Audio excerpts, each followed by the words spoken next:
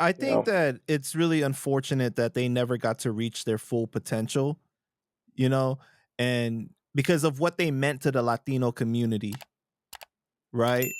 The Yeah. representation that they provided. Because, and I always say this, it's like, especially when you're coming from impoverished areas like the hood and everything, a lot of times there's Hmm. stereotypes about what you could possibly become in your life, what you can do with your life, right? But when you turn on the TV and you Right. see somebody that looks like you doing something that is outside of that stereotype, it breaks the Hmm. walls down for you, and you know what I mean, really opens your eyes like, wow, I could do that too. And I felt like that's what Terror Yeah. Squad represented for so many people. And I think that that's why to this day you have fans that are still hurt over that situation, right? Everybody played their part. Yeah. Regardless what you want to say, everyone had a Yeah. part in it. You know what I'm saying? Whoever you want to blame more, everybody had their part in it. And it's just sad though for the fans, I feel like, because they lost out. You know what I'm saying? Yeah. Yeah. No, they certainly did.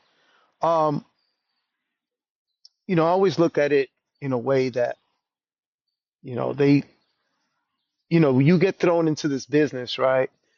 And there's no guidance, right? There's no guidance. And even when I was in it, like in the beginning, I'm like, man, there's no guidance here, man. It'd be nice if you had managers that were actual managers that knew finance. They didn't teach us any finance, any kind of laws, anything in school, right? You get a public education, you know, especially in New York City, it's complete trash, Nothing that you can right? really apply to the real world. Yeah, nothing. Yeah, You nothing. know? Nothing you can apply. No life And skills, it's like basically. Just no life useless, skills. No. useless like dates and everything, right? You know. Yeah.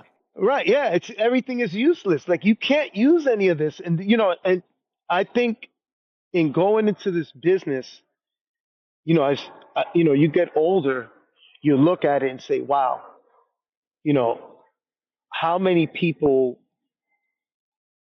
how many careers really stand the test of time? It's tough because, you go from one time to, not worry, you think it's never going to end. You think that you're going to laugh to the bank every time, you know? And I go back to times that I think of and at the airport, right? I was traveling to some music conference and I was on the same flight as Rozelle and another DJ, a friend of his. So I'm hearing them speaking about Walmart and stocks. I mean, there's no Walmart. I'm like, Walmart? Man, what? I'm wondering what they're talking about. So I was just like, wow, if we had some kind of guidance where say, hey, man, do business this way, you know, put your money here, do this, do that. Um, but instead, we do business with egos and it destroys everything. Everything becomes a problem because we don't know how to handle money. Uh, we don't know how to protect anything that we do have. And, it's like in the beginning, like when I first started seeing I was buying equipment that I maybe didn't need, but at least I was investing in myself, right? But, you're like, wait a minute, what am I doing? And it's just because you have it, you're spending it, not thinking, hey, man, let me do business this way. Let me treat my money that way, and instead of working with people, everything becomes an ego, because I've seen it, I've seen, you know, with the terror squad, Joe and Cuban arguing. I don't know, and again, I'm not taking any side. I'm just shocked that it's happening. right? I'm like, holy shit, what am I seeing? Right? Because sometimes when you're on the outside looking in, you think everybody's getting along. You think everything is beautiful, right? Right. Um, and that was for me. I saw that. That was a red flag, man. I was like, wow, that's not cool. What I just saw. Um, Again, I couldn't take no side. I don't know. That stuff like that is obviously a buildup. That's a buildup. That's something that build up that I don't know anything about. There's a lot of ins and outs to all that stuff, little nuances and everything. Yeah, yeah.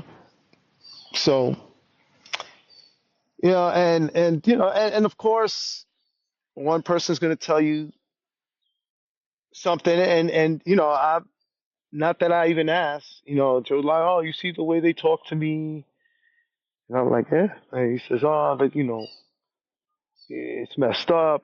But I don't know if Wait, he. wait, you had a conversation with Joe about this? Yeah, well, it was it was that session when I was listening to the war, and I remember this clearly. I was standing next to Cuban. Cuban was sitting on the producers table, what they call the producers table, right? Um, and then Joe said, I don't know what happened, but all I know is that they were getting in each other's face. Um, Cuban and Joe were? and yeah, Cuban and Joe, they were arguing, and you know, I saw Joe step back, whatever, and then I said, Joe, can I speak to you? And that was when I was asking him, hey, I'm doing this project. And he said, yeah, I guess that was still in his mind. He goes, you see how they treat me? You see? I was like, I listen, I have nothing to say. I don't know what's going on, you know. But he's like, hey, he goes, you see how they talk to me, whatever, um, and all that I do, and blah blah, and and then I mean, that was the most of the conversation. Not that I didn't want, not that I was totally avoiding him, but in my mind, I'm like, yo, I don't know what's going on, man, you know. But he did say that, um, and he has said that, he had said the same line at another time when we were doing the Brave in the Heart, when Seis was fixing up his vocals. I remember him saying, oh, look at the studio, it's a mess. I always got to clean up after these guys. Um, they leave stuff all over the place, and you know, talking about the chicks that they bring up to the studio, and you know. But again, I don't know their side. I don't know their side. I know. Listen, I do know the fact that yeah, like it's too many people in a session.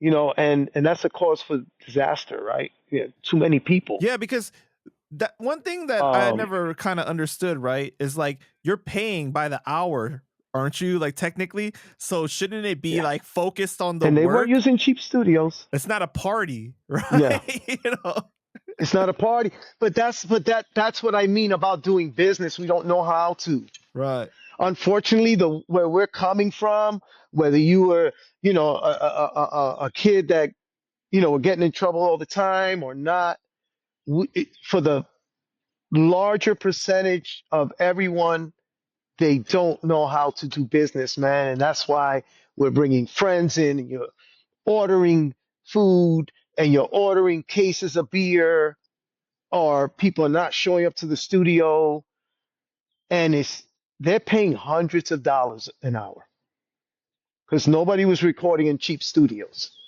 Right. Nobody. You know, I mean, I could tell you groups. Well, not to jump around, but anyway. But yeah, as far as that was concerned, that certain those sessions that I was in, I know Joe had complained about that, Hmm. and not just one specific. He complained like the whole group of people.